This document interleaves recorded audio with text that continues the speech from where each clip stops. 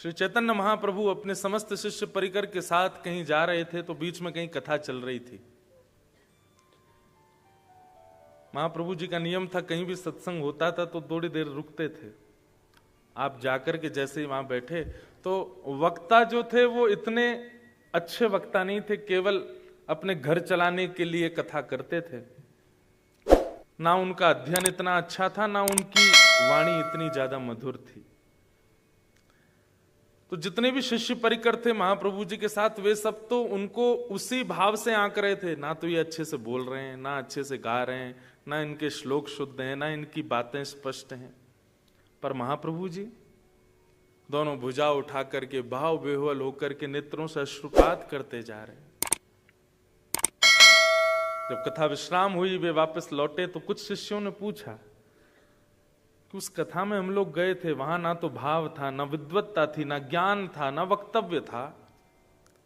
क्षमा करें, आप इतने भाव में विभोर होकर के उस कथा में कैसे रस ले रहे थे?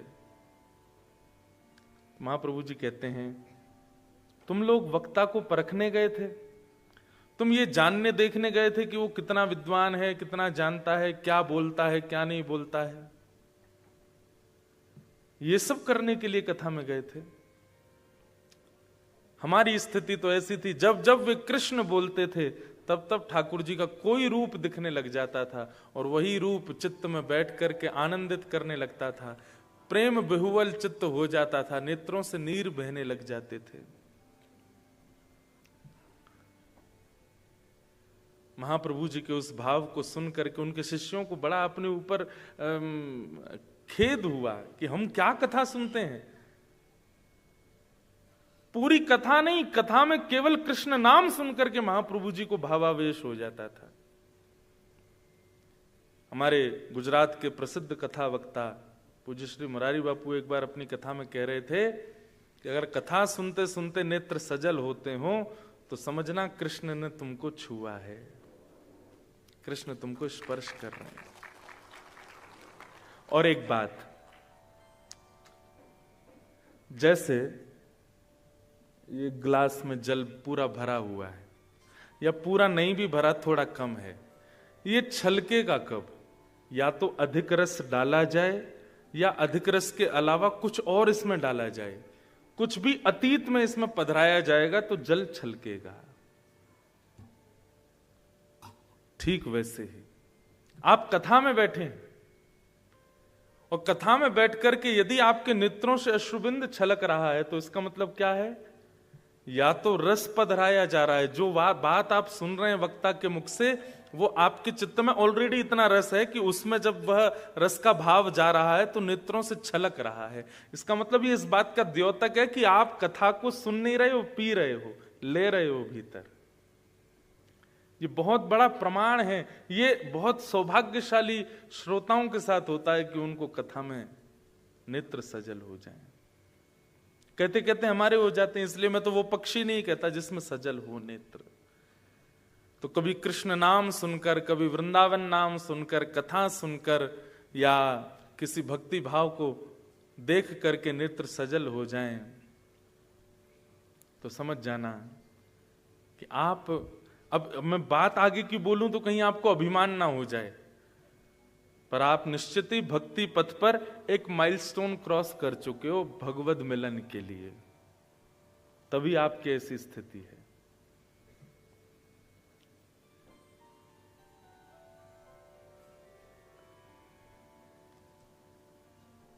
अनेक भाव हैं तो ये अच्छा है अगर ऐसा होता है। बस एक प्रयास कीजिएगा, मूल्यवान वस्तु को छुपाया जाता है, मूल्यवान वस्तु को ज्यादा प्रदर्शित नहीं किया जाता, नहीं तो नजर लग जाती है। और दूसरा, चोरी होने का भय होता है। कृष्ण विरह में निकले हुए अश्रुबिंद बहुत मूल्यवान है। अगल बगल वाले, आगे पीछे वाले आपके भाव को नहीं समझेंगे। वो हो सकता है आपके प्रति क्या भावना रखते हो, इसलिए प्रयास कीजिए कि जब यह ऐसी स्थिति हो तो या तो सिर झुका लीजिए या नेत्र बंद कर लीजिए, कैसे भी करके किसी को दिखे ना। क्योंकि आपका भाव प्रदर्शन ना मान लिया जाए।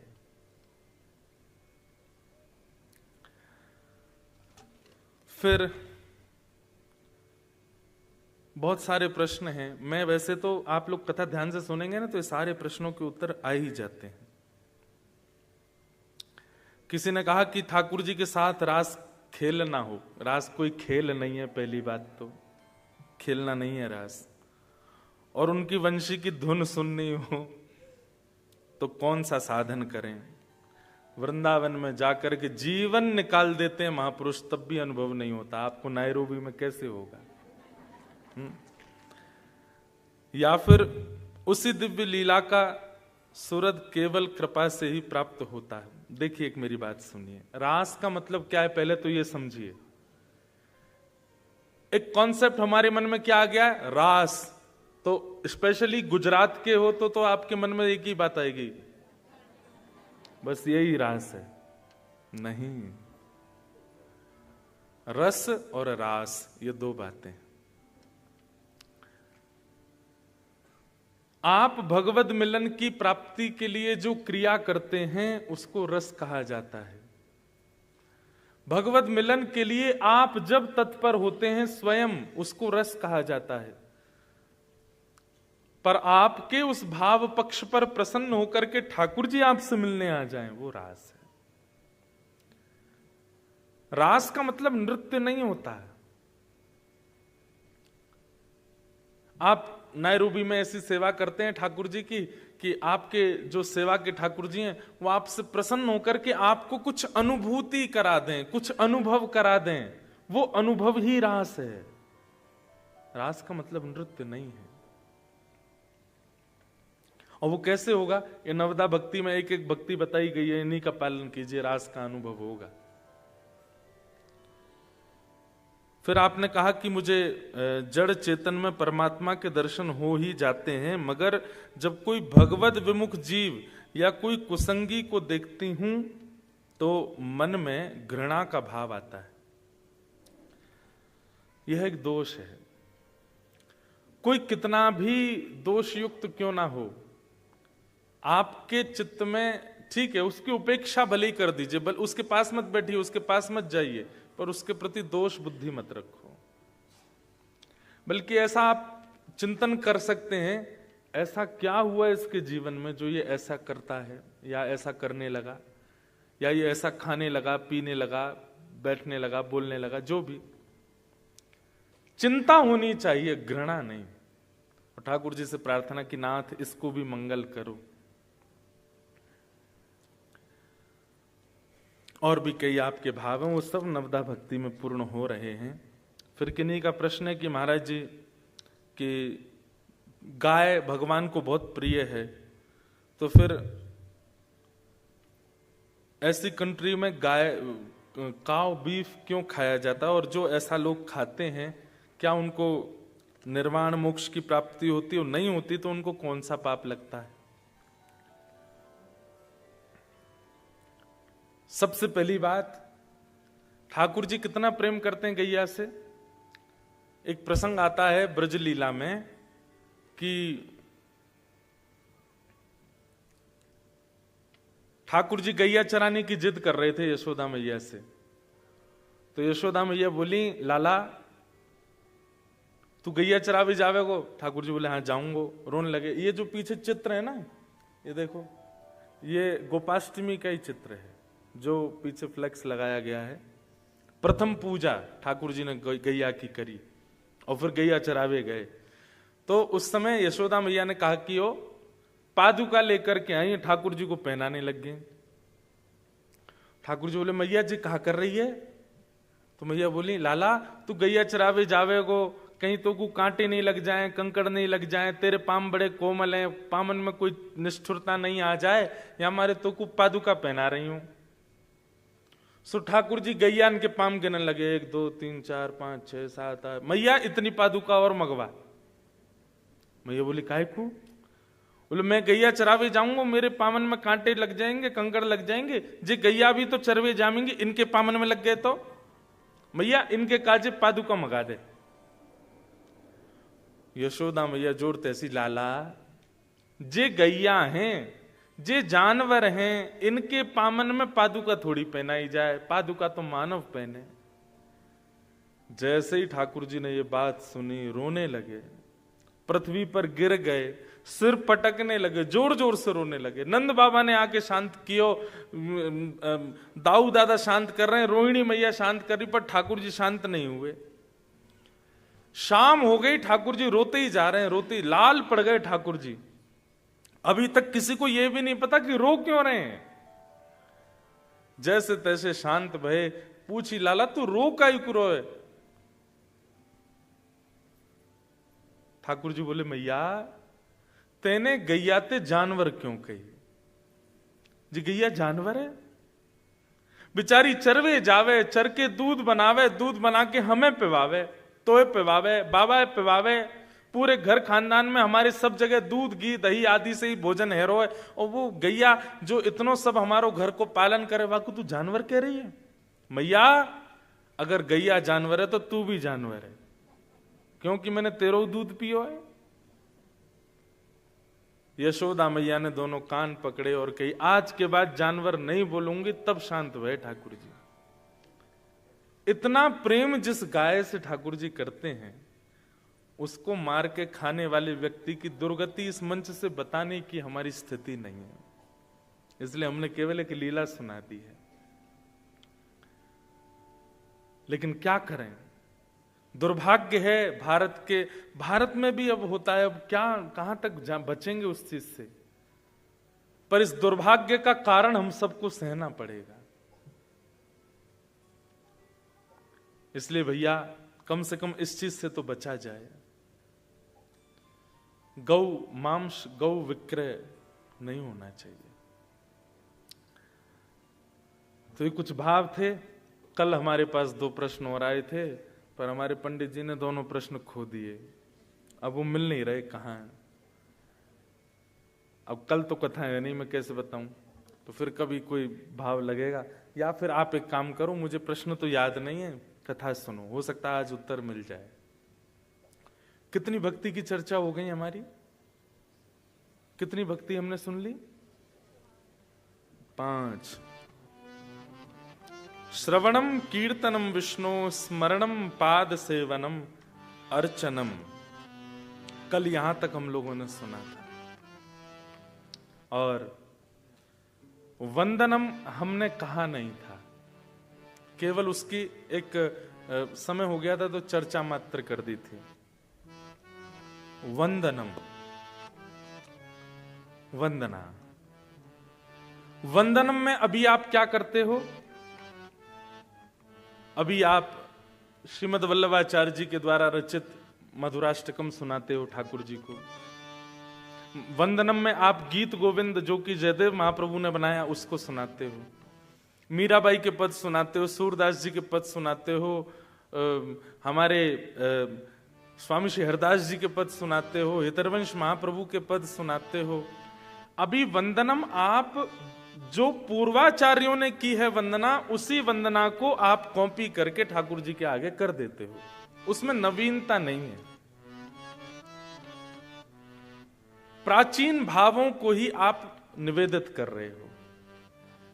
पर इसका मतलब यह नहीं करना नहीं है, करिए। पूर्वाचार्यों ने जो वंदना ठाकुर जी की है वो वंदना कीजिए, पर प्रयास कीजिए कि आप एक वंदना अपने हृदय से कुछ बना करके ठाकुर जी को निवेदित करो।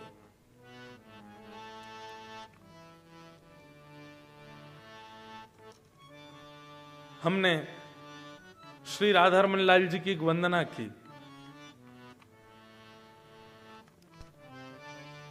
ब्रज जन प्रियतम बाल मुकुंदम राधारमण हरे हरे राधारमण हरे हरे केसर तिलकम कृष्ण वरणम केसर तिलकम कृष्ण वरणम राधारमणं हरे हरे राधारमणं हरे। बहुत ध्यान से सुनिएगा। ये वंदना लिखने के पीछे कारण क्या था आज बताते हैं। हम श्री राधारमण जी बचपन से दर्शन करने जाते थे, पर राधारमण जी को स्पर्श करने का अधिकार नहीं है, वो तो गोस्वामी बालकों को ही है। मन में बहुत आता था कि कैसे करें, क्या करें कि श्री राधारमण जी को एक बार छू के देख लें कैसे हैं हमारे लाल जी। मन में सदैव ये चिंता सी एक बनी रहती थी कि इस जन्म में तो ठाकुर जी ये संभव होगा नहीं कि आप हमको स्पर्श को मिल जाओ। हमारी सबसे बड़ी जो बहन है, 3 बड़ी बहन है, उनमें सबसे बड़ी बहन का ब्याह राधारमण जी के गोस्वामियों में ही हुआ। तो हमारे एक भांजे और एक भांजी, तो जो भांजा है अब आगे चल के वो भी गोस्वामी है, वो राधारमण जी को छूता, हम तो उसके हाथ ही छू लेते हैं। मैंने भैया तू कल राधारमण जी को छुएगा, उनके चरण स्पर्श करेगा, उनके गाल छुएगा, उनके हाथ छुएगा, तेरे हाथ ही हम छू लें।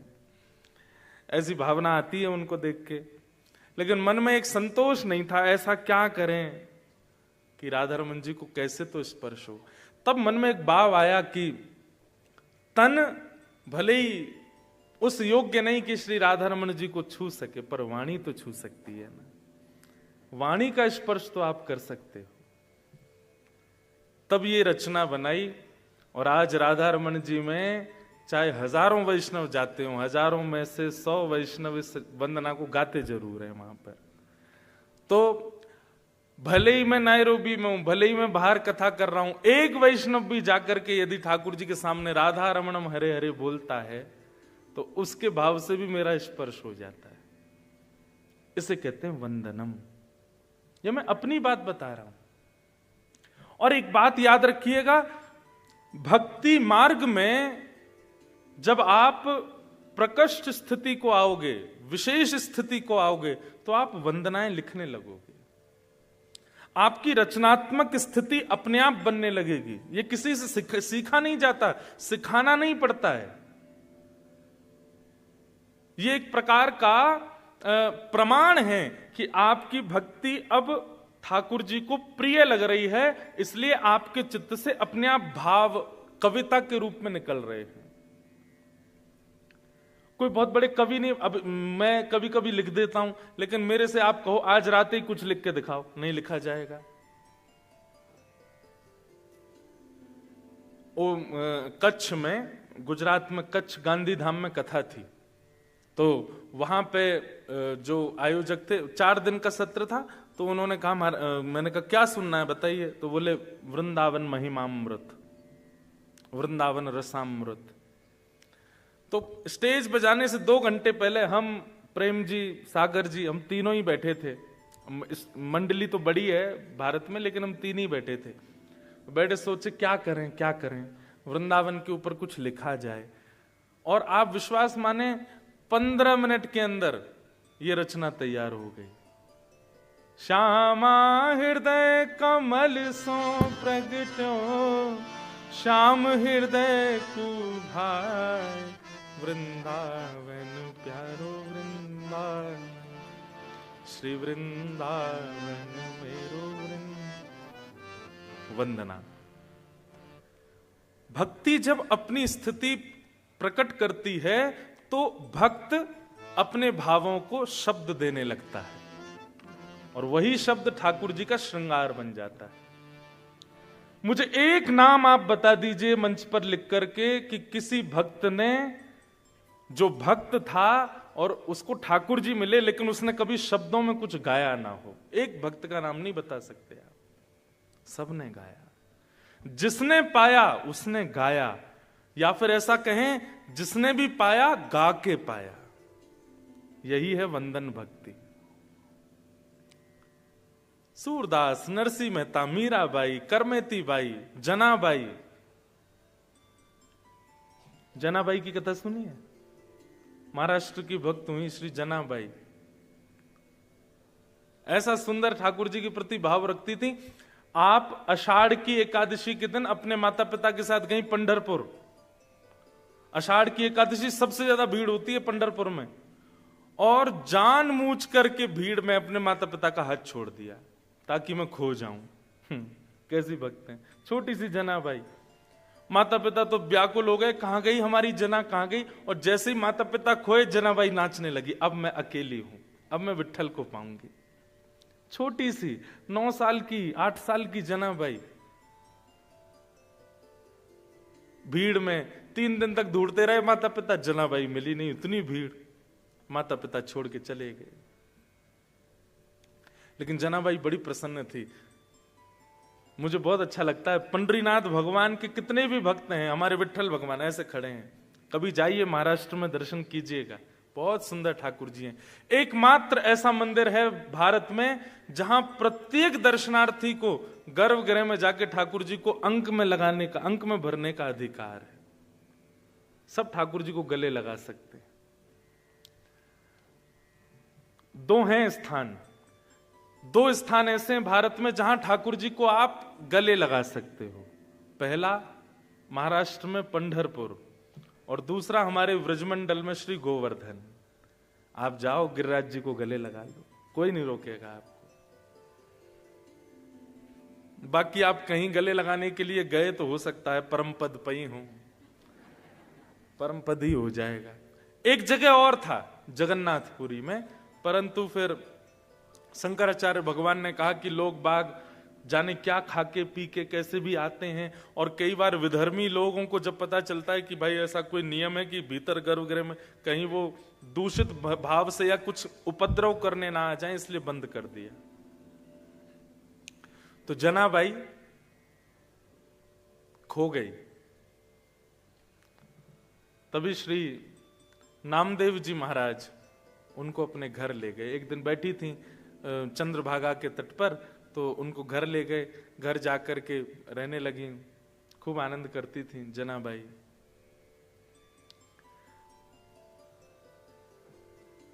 नामदेव जी महाराज जब कीर्तन करते थे तो सारे वैष्णव नाचते थे, और जनाबाई उन वैष्णवों को नाचते हुए जब देखती, तभी उसको क्या दिखता, पीतांबरी पहने। आहा, कैसे हैं पंडरीनाथ, सुंदर ते ध्यान उभे बिटेवरी।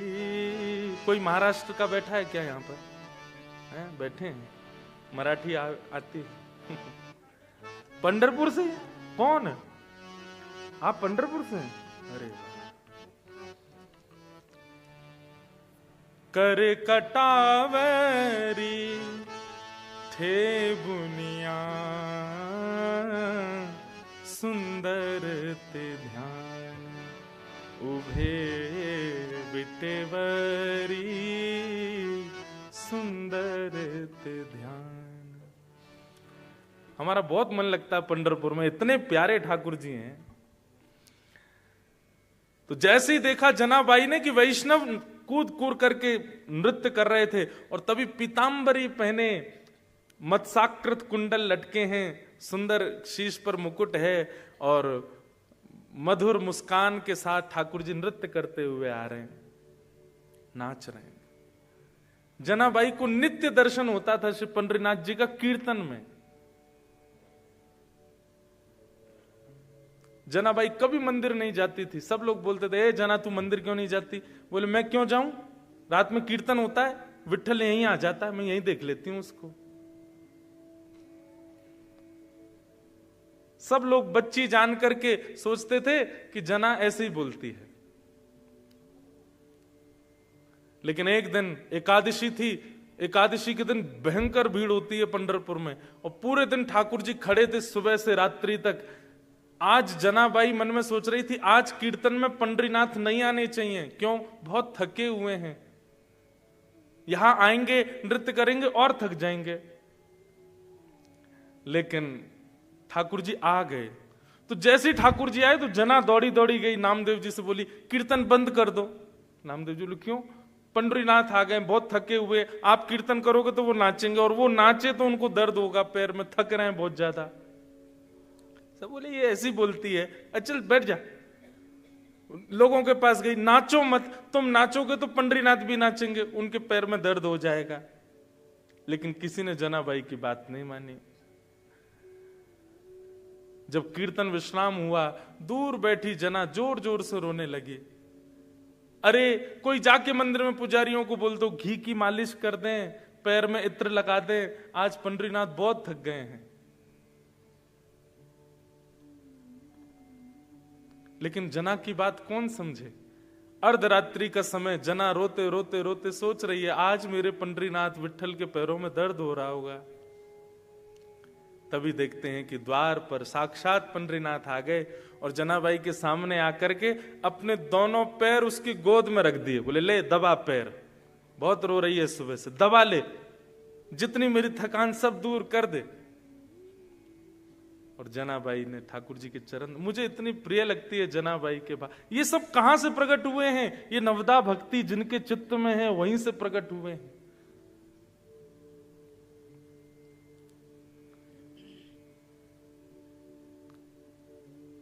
जनाबाई पूछती है ठाकुर जी से पैर दबाते दबाते, भोजन किया आपने? छोटी सी है और क्या पूछ सकती है, छोटे बच्चे ऐसी बात करते हैं। आपने भोजन किया? ठाकुर जी बोले हाँ किया। क्या पाया? भगवान बोले पूरन पोली। आज हमने भी पूरन पोली पाई दोपहर में। ठाकुर जी बोले पूरन पोली। जनाबाई बोली और क्या पाया? बोले मीठा भात। और क्या पाया? ठाकुर जी ने बताया कड़ी सामग्री जो। अच्छा कल क्या पाया था? ठाकुर जी बोले कल भी पूरन पोली, कल भी मीठा भात, कल भी ये। अच्छा परसों क्या पाया था? ठाकुर जी बोले पूरन पोली। जनाबाई बोली बस पूरन पोली पाते हो आप? बोले क्या करें, मंदिर में यही बनता है। अरे मेरे विठोबा का मन भर गया होगा, पूरे दिन पूरन पोली मैं कुछ नया पवाऊं आपको, लेकिन आपको मेरी सहायता करनी पड़ेगी, अकेली हूं, छोटे से हाथ हैं, कैसे बनाऊंगी? ठाकुर जी बोले बताओ क्या करना? ऊपर से जाओ कंडे ले आओ, गोबर के उपले होते हैं ना। ठाकुर जी गए, उपले लेकर के आए, कंडा चेताया, चूल्हा जलाया और ठाकुर जी बैठे हैं, जना की ओर देख रहे हैं। देखो बंधुओं, भक्ति का स्वरूप कैसा होना चाहिए। आप ठाकुर जी के पीछे पीछे ना चलो, ठाकुर जी आपके पीछे पीछे चले।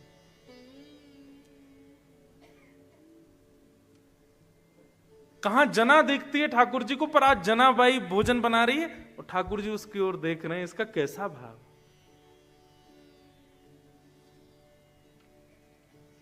ऐसी जनाबाई किसने नहीं गाया ठाकुर जी को? और वही गायन, वही भक्ति का भाव जब शब्दों में परिवर्तित हो जाता है, वही वंदन भक्ति है। श्रवण भक्ति में निपुणता होगी तो कीर्तन भक्ति आएगी, कीर्तन भक्ति में निपुणता होगी तो श्रवणम कीर्तनम विष्णु, श्रवणम कीर्तनम विष्णु स्मरणम, स्मरण भक्ति प्रबल होगी। आप संग के संग रह के मैं भी भूल रहा हूं। श्रवणम कीर्तनम विष्णु स्मरणम, और फिर स्मरण अगर श्रेष्ठ होगा तो पाद सेवनम। ये बात याद रखिएगा, जिसने कभी लीला चिंतन नहीं किया वो सेवा अच्छे से नहीं कर पाएगा। इसलिए हमारी प्रार्थना है कथाएं सुना कीजिए, और कथाओं में जो लीलाएं सुनाई जाती हैं उन लीलाओं को सुना कीजिए, उसके बाद ठाकुर जी की सेवा किया कीजिए। आप केवल उनको ड्रेसअप नहीं करते हैं, आप केवल उनको सुंदर नहीं सजाना है, यहां ये लगा दें, यहां ये लगा दें, इससे अच्छे लगेंगे, उनका डेकोरेशन नहीं है ठाकुर जी। वो एक लीला प्रकट होनी चाहिए वहां पर, और वो लीला सुन के ही होगा। स्मरण भक्ति के बाद ही पाद सेवन है, और पाद सेवन के बाद अर्चनम, और अर्चनम में निपुणता जब होगी तब होगा वंदनम। आप शब्द प्रकट कर ही नहीं पाओगे अगर ये बाकी की भक्तियां निपुणता से आपके पास नहीं आई तो। राधाष्टमी का दिन था, हमारे लाल जी किशोरी जी बने थे, चुनरी ओढ़ करके, नथ पहन करके, बढ़िया सुंदर श्रृंगार धारण करके। उस दिन मन में भाव आया कि हे लाल जी, आज आपसे एक बधाई चाहिए हमको। और उस दिन एक बधाई का एक पद लिखा ठाकुर जी के आगे, इतना सुंदर पद, आज वृंदावन में कितने लोग गाते हैं उसको। बधाई में। हे नाथ, हमको बधाई में क्या चाहिए? बधाई में दीजो श्री ब्रज धाम, बधाई में दीजो श्री ब्रज धाम। नैरोबी तो नहीं चाहिए बधाई में, ब्रज ही चाहिए ना। हमने अपने लाल जी से कही, मैंने कि हे ठाकुर जी बधाई में कहा दो? बोले ब्रज मंडल दे दो। ये जन्म तो मिल गया ब्रज में, अगला जन्म भी ब्रज में ही मिले। और आपको अगर लगता हो कि मैं मानव बनने योग्य नहीं हूं ब्रज में, तो वन उपवन और मोर बानर में, वन उपवन और मोर बानर में, कहीं लिख लीजो मेरो नाम, कहीं लिख लीजो मेरो नाम, बधाई में दीजो श्री ब्रज धाम, बधाई में दीजो श्री ब्रज धाम। वंदनम। तो एक प्रकार से ये कह दिया जाए तो कोई अतिशयोक्ति नहीं कि भक्ति पथ पर वंदन प्रारंभ हो जाना एक पड़ाव है। आपके शब्द अब प्रकट होने लगे हैं, अब आप ठाकुर जी को अपने भावों से कुछ गा करके रिझाने लगे हो। और एक बात, आपकी वंदन भक्ति उचित है इसका प्रमाण कैसे मिलेगा? क्योंकि लोग तो कुछ भी लिख देंगे, फिर उल्टा सीधा जो मन में आएगा लिख देंगे।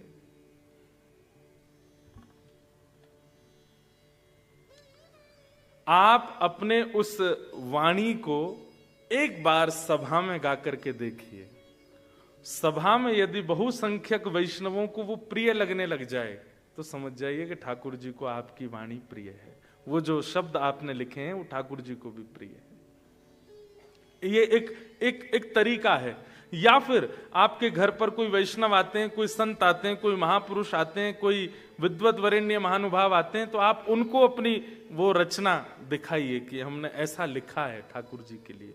इस पर आप अपना कोई भाव बताएं। अगर वे मोहर लगा दें तो समझ जाओ आपकी वंदन भक्ति अब निपुण है। श्रवणम कीर्तनम विष्णु स्मरणम पाद सेवनम अर्चनम वंदनम, ये वंदन भक्ति। नरसिंह मेहता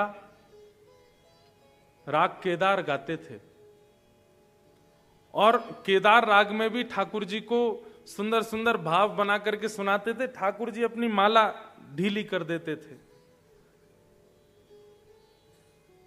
नरसिंह मेहता ने किसी से बहुत पैसा उधार ले रखा था। सेठ जी ने आकर के कहा, हे नरसिंह मेहता हमारा पैसा चुकाओ। नरसिंह मेहता बोले कुछ दिन की और मोहलत दे दी। बोले नहीं अब नहीं देंगे, अब तुम एक काम करो। बोले क्या? तुम शाम को मंदिर में गाने के लिए जाते हो, हजारों वैष्णव तुमको देखने के लिए आते हैं,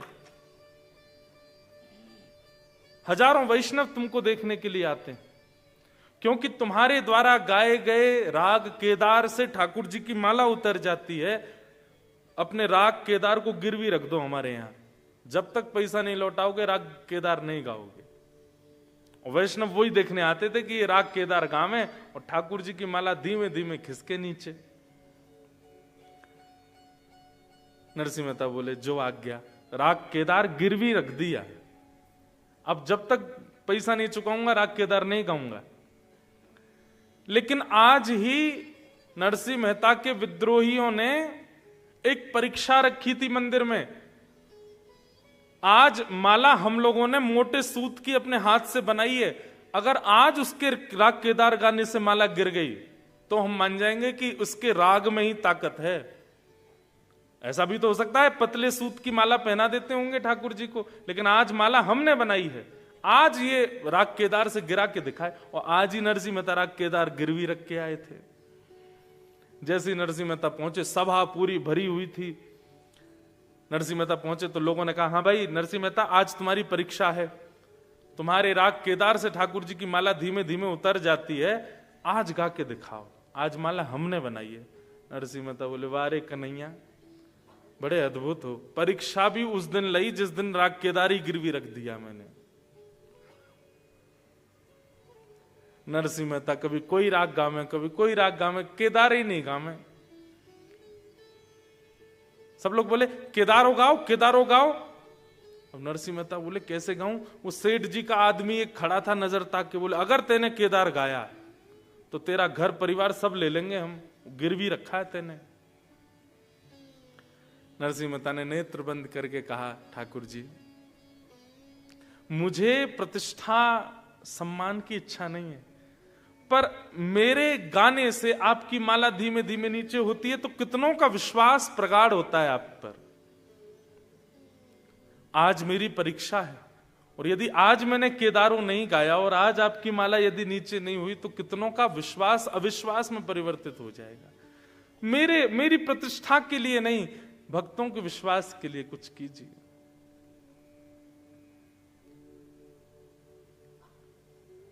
एक रूप में तो ठाकुर जी मंदिर खड़े थे, दूसरे रूप में ठाकुर जी नरसिंह मेहता का रूप धारण करके गए और उस सेठ जी के यहां जाकर के जितना उसका पैसा था सब दे दिया। बोले सुनो, राग केदारा हमारा मुक्त करो।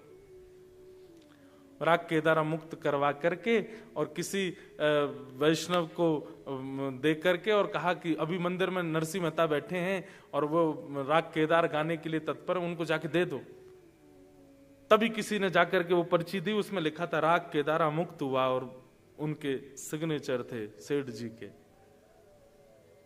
तुरंत जैसे ही गाया नरसिंह मेहता ने राग केदार, गाते ही ठाकुर जी की मोटे सूत की माला भी धीमे धीमे धीमे धीमे उतरने लगी और हजारों लोगों का जो विश्वास था ठाकुर जी के प्रति और प्रगाढ़ हो गया।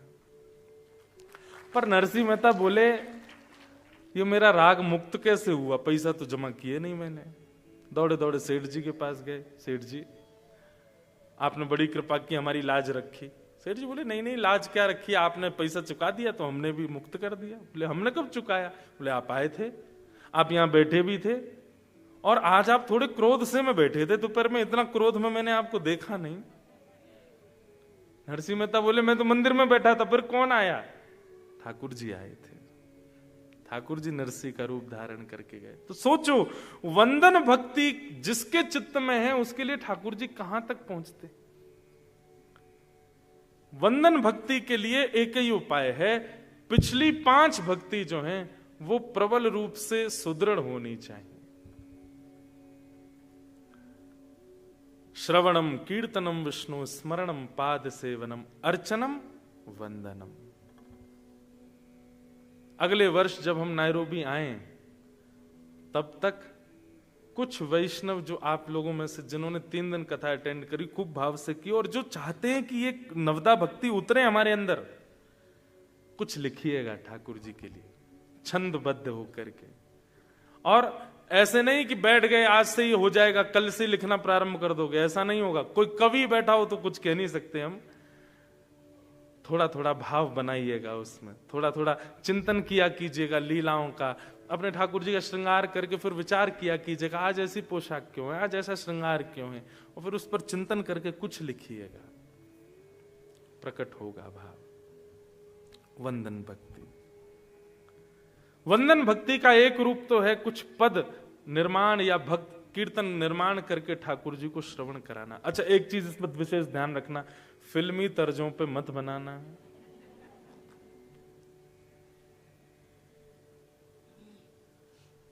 मुझे बहुत सावधानी से बोलनी पड़ती हैं बातें।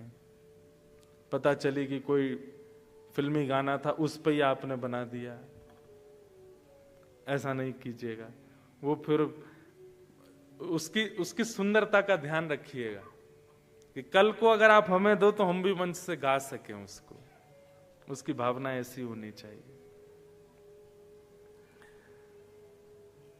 वंदन भक्ति, वंदन भक्ति का दूसरा रूप क्या है? ठाकुर जी के सन्मुख जाकर के सदा उनका प्रेम चित्त में बढ़ता रहे ऐसी प्रार्थना करना। आज सुबह हम कहीं घूमने गए थे तो वहां 10 नामापराधों पर थोड़ी सी एक चर्चा हुई थी। 10 नामापराधों में एक अपराध क्या है? जो लोग नाम जप करते हैं बहुत ध्यान से सुनिएगा। 10 नामापराधों में एक अपराध यह है कि कल जितना आपने नाम जप किया उससे ज्यादा आज होना चाहिए, और आज जितना किया उससे ज्यादा कल होना चाहिए। अगर आप कल जितना किए उससे थोड़ा भी ज्यादा आज नहीं करते हैं तो फिर वो अपराध होता है। ये नामापराध में एक अपराध है। हर दिन भजन बढ़ना चाहिए, हर दिन कीर्तन बढ़ना चाहिए, हर दिन नाम जप बढ़ना चाहिए। वो कंटिन्यूटी में केवल इतना है, इतना ही चलता जा रहा है। ये तो वैसे ही हो गया, रोज दाल चावल ही खा रहे हो। ठाकुर जी भी कहेंगे गिनती है इसकी, इससे एक भी ज्यादा चला जाए तो महाराज अगले दिन तो आलस में आ जाता, कल एक ज्यादा तो कर दिया था हमने। नहीं, नाम महिमा, नाम जापकों को चाहिए कि आप जितना नाम जप करते हैं कल के नाम जप उससे दुगना होना चाहिए। दुगना नहीं तो थोड़ा ज्यादा हो, कल से थोड़ा ज्यादा आज, आज से थोड़ा ज्यादा कल, कल से जो थोड़ा ज्यादा परसों।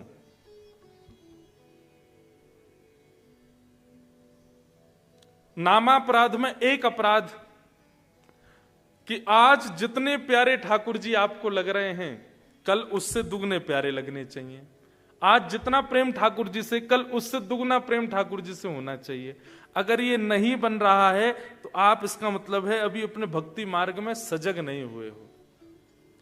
स्वामी श्री हरदास जी महाराज कहते हैं, प्यारी ज्यों ज्यों देखूं तेरो मुख, त्यों त्यों नयो नयो लागे। हर क्षण, हर स्थिति, हर दिन ठाकुर जी नवीन प्रतीत होते हैं। तो ठाकुर जी से यही वंदना करो कि हे नाथ, आपका और मेरा जो प्रीति है, जो प्रेम है, वो हर दिन बढ़ता रहे, कभी घटे ना। मुझे हर दिन आप और प्रिय लगो, मुझे आप और ज्यादा अपनी ओर खींचो। ये वंदना का भाव होना चाहिए। इसके अलावा आप ठाकुर जी से कोई संसारी वस्तु कामना ना करें। केवल कामना करें तो अपने भक्ति के वर्धन की कामना करें कि मेरा प्रेम नित्य बढ़े। संसारी प्रेम ऐसा होता है, ज्यों ज्यों प्रेमी समीप आता है प्रेम घटता है, पर भक्ति का प्रेम ऐसा, ज्यों ज्यों ठाकुर जी समीप आते हैं प्रेम और बढ़ता है। और यदि वो नहीं बढ़ रहा है तो इसका मतलब है कहीं चूक कर रहे हो आप। तो वंदना नित्य यही होनी चाहिए कि मेरा प्रेम नित्य बढ़े ठाकुर जी आपसे। वंदन, और वंदन के बाद आता है पाद सेवनम। नहीं, वंदन के बाद आता है श्रवणम कीर्तनम विष्णु स्मरणम पाद सेवनम अर्चनम वंदनम दास्यम। दास्य भाव। दास्य का मतलब क्या होता है? पूर्ण समर्पण। मेरे मन की अब कोई इच्छा नहीं है, मेरी निज कोई इच्छा नहीं है, जो मेरे स्वामी की इच्छा है वही मेरी प्रबल इच्छा है, जो मेरे स्वामी चाहेंगे वही मैं करूंगा। यह दास्य भाव है। श्रीमद् भगवत गीता में जो जो उपदेश ठाकुर जी के द्वारा हैं उन, अब मेरी एक बात सुनिएगा। दास्य भाव में प्रारंभिक स्थिति कैसी होनी चाहिए? प्रारंभ दास्य का कैसा होना चाहिए कि ठाकुर जी के सीधे आप दास नहीं बन पाओगे। वो ठाकुर जी फिर बहुत ज्यादा ही कठिन आपको मार्ग बता सकते हैं। इसलिए दास्य के रूप में सबसे पहले गुरु के दास बनो। गुरु की आज्ञा के प्रति, गुरु के वचनों के प्रति, गुरु की वाणी के प्रति दास्य भाव रखो। ठाकुर जी के प्रति बाद में रख लेना, दास्य भाव गुरु को प्रदान कर दीजिए।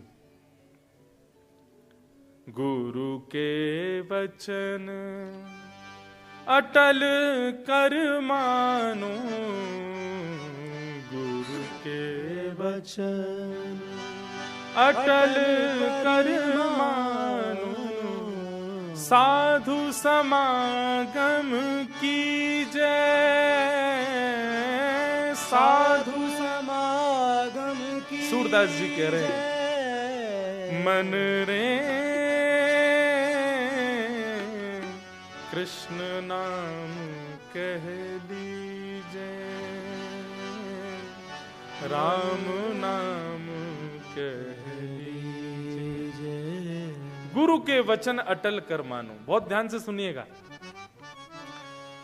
सात्वी भक्ति जो दास्य है ये आप गुरु को अर्पित कर दीजिए, गुरु की आज्ञा के प्रति।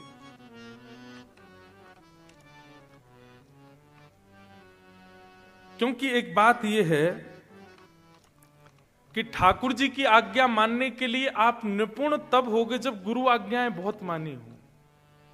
मैं एक भाव कहता हूं कि कहीं भी किसी को जॉब मिलती है तो जो वहां हायर करने वाले होते हैं वो आपका पहले रिज्यूम चेक करते हैं और रिज्यूम में ये देखते हैं कि आपने पहले कितनी जगह काम किया है और कैसा काम किया है।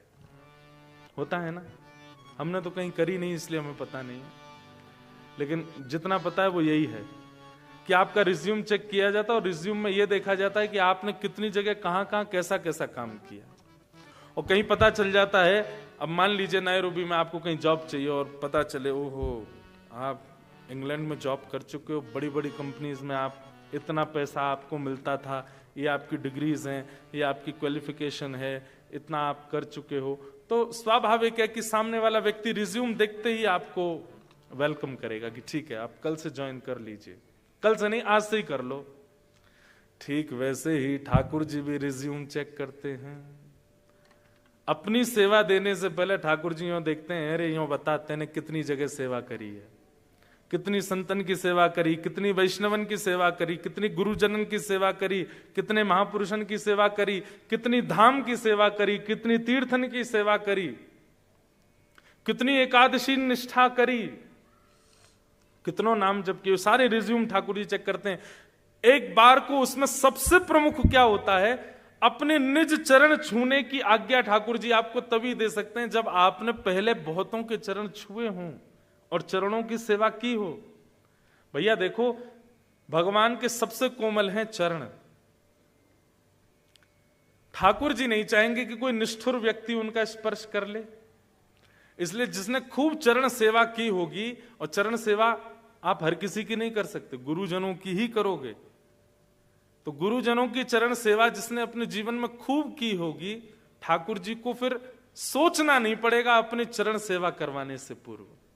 अरे भैया ये तो अनुभवी है, एक्सपीरियंस्ड है, या को अपने चरण दे दो।